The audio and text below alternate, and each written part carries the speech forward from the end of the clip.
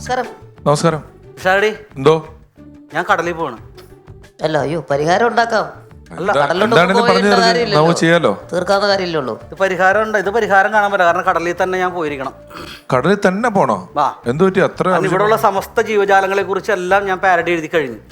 ശരി. നിങ്ങൾ ഇനി പാരഡി എഴുതാൻ മൂട്ടാച്ചി ഉൾപ്പെടെ കാക്കമ്മ ഉൾപ്പെടെ ഇനി ഏതെങ്കിലും ചെറുതും വലുതുമായിട്ടുള്ള ഏതെങ്കിലും ഒരു ജീവി കരയിൽ ബാക്കിയുണ്ടെന്ന് തോന്നുന്നില്ല. ഇല്ല, എല്ലാം എഴുതി കഴിഞ്ഞു.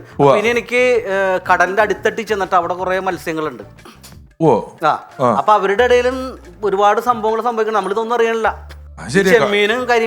ചെമ്മീനും ചാള ഇവരൊക്കെ പ്രശ്നമുണ്ട്. ചൂരൊക്കെ കടലിന്റെ അടിയില് ഉണ്ട്. പക്ഷെ ഇവര് നമ്മളോട്ട് പറയണില്ല ഈ മീനുകള്. നമ്മളിത് അറിയുന്നില്ല. നമ്മ അറിയുന്നില്ല. അപ്പൊ ഞാൻ ഇവരുടെ കുറച്ച് ജീവിതവുമായി ബന്ധപ്പെട്ട കടലിൽ നടക്കുന്ന കുറച്ച് സംഭവങ്ങൾ, അതായത് വി.ഡി. രാജപ്പൻ ചേട്ടന്റെ കാലം തൊട്ട് ഒരുപാട് പേര് പാരഡി എഴുതിയിട്ടുണ്ടെങ്കിലും കടലിന്റെ അടിയില് ആഴങ്ങളിൽ നിന്നൊരു പാരഡി ഞാൻ ആദ്യമായിട്ട് കേൾക്കാൻ പോവായിരിക്കും. അല്ലേ? തീർച്ചയായിട്ടും. ചൂരക്കുഞ്ഞുങ്ങൾക്കുമ്മ കൊടുക്കണ നാരൻ ചെമ്മീനുകളെ,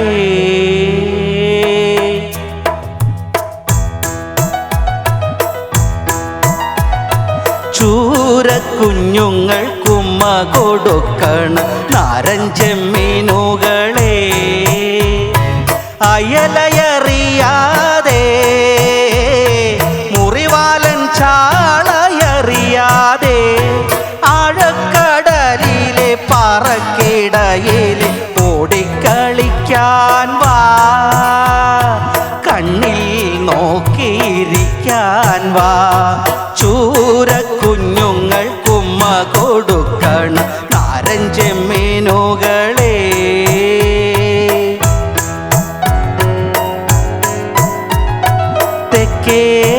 അറ്റത്തെ കടലിൻ്റെ നടുവിൽ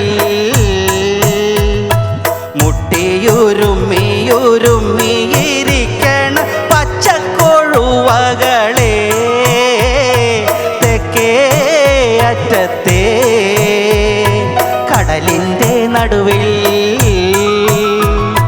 മുട്ടിയുരുമ്മിയിരിക്കണ പച്ചക്കൊഴുവകളെ, ചൂണ്ടയ്ക്ക് പോണോനും അറിയില്ല, മീൻകാരൻ ബാബുനും അറിയില്ല, കടലമ്മ പോലും സഹിച്ചു കഴിയും, ഈ ചെമ്മീനും കൂട്ടരും വഷളാണേ, ചൂരക്കുഞ്ഞുങ്ങൾക്കുമ്മ കൊടുക്കണ നാരൻ ചെമ്മീനുകളെ, ചൂരക്കുഞ്ഞുങ്ങൾക്കുമ്മ കൊടുക്കണ നാരൻ ചെമ്മീനുകളെ.